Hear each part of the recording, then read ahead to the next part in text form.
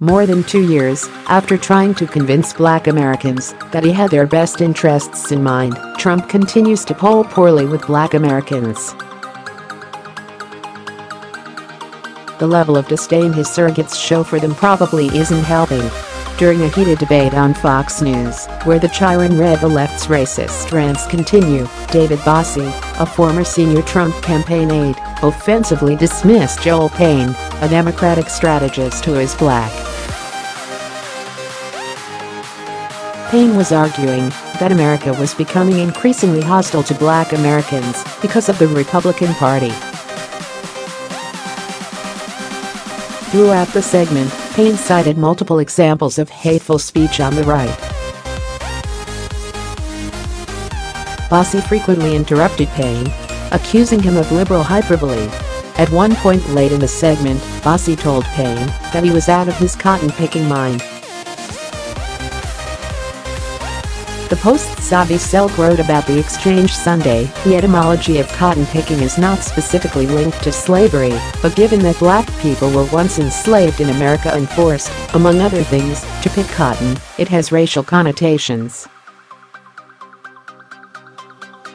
Even if Bossie had not been thinking of race at all when using the phrase, which previously led to the suspension of a sports announcer who applied it to a Black basketball player, and that once forced a CNN host to apologize after he used it to describe former President Barack Obama, a much larger issue stands.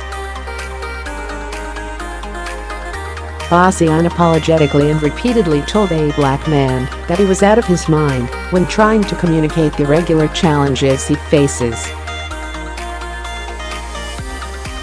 If someone with this much proximity to Trump is so dismissive, it is not hard for Black voters to believe that Trump would be as well, especially if they can't point to many examples suggesting otherwise. According to a June Pew Research Center poll, fewer than 1 in 5 Americans think that Trump has a great deal of respect for Black people. And the number is much smaller when you ask Black people. Only 4% think the president greatly respects them. While Trump regularly pointed to people such as former campaign spokesperson Katrina Pierson, former White House aide Omarosa Manigault-Newman, and Housing Secretary Ben Carson during the campaign, to vouch for his commitment to the Black community, those faces have been largely absent from cable news and campaign rallies for much of the year, for various reasons. Perhaps having Black aides with credibility in the Black community could help.